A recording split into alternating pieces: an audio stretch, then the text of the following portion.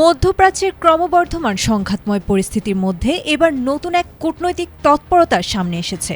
বিশ্ব রাজনীতির শীর্ষ তিন পরাশক্তির সাম্প্রতিক আলোচনা ও অভ্যন্তরীণ দৃষ্টিভঙ্গির ব্যবধান আন্তর্জাতিক অঙ্গনে যেন নতুন করে আলোচনা ও উদ্বেগের জন্ম দিয়েছে। সামাজিক যোগাযোগ মাধ্যম ট্রুথ সোশ্যালে দেয়া এক বার্তায় মার্কিন প্রেসিডেন্ট ডোনাল্ড ট্রাম্প জানিয়েছেন, বর্তমান পরিস্থিতিতে রাশিয়া কিংবা চীন সরাসরি ইরানের পক্ষে অংশ নিচ্ছে না বলে মনে করেন তিনি। সম্প্রতি বেইজিংয়ে চীনা প্রেসিডেন্ট শি জিনপিংয়ের সঙ্গে অনুষ্ঠিত বৈঠকে একটি স্পষ্ট আশ্বস্ত বার্তা পাওয়ার দাবি করেছেন তিনি।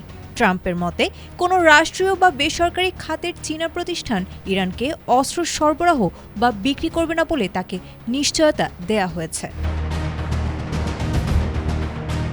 একই ধরনের আশ্বাস দেওয়া হয়েছে মস্কোর পক্ষ থেকেও। রুশ প্রেসিডেন্ট ভ্লাদিমির পুতিন ট্রাম্পকে জানিয়েছেন, রাশিয়া ইরানের কাছে কোনো ধরনের অস্ত্র বিক্রি করবে না। পুতিনের সঙ্গে এই কথোপকথনের উল্লেখ করে মার্কিন প্রেসিডেন্ট জোর দিয়ে বলেন, বর্তমান সংঘাতময় পরিস্থিতিতে চীন বা রাশিয়া যদি ইরানকে সহায়তার উদ্যোগ নেয়, তবে তা উভয় দেশের জন্যই অত্যন্ত ক্ষতিকর ও নেতিবাচক পরিণতি বয়ে আনবে।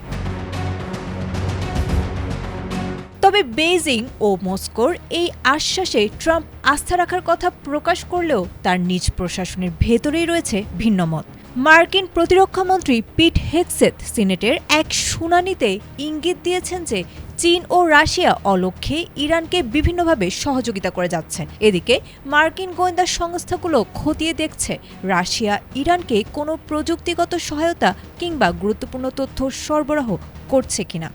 ইতোমধ্যে অস্ত্র অর্জনে সহায়তার অভিযোগে বেশ কিছু রুশ ও চীনা প্রতিষ্ঠানের ওপর মার্কিন নিষেধাজ্ঞা কার্যকর করা হয়েছে বলেও জানা গেছে। আয়েশা আক্তার, এটিএন বাংলা।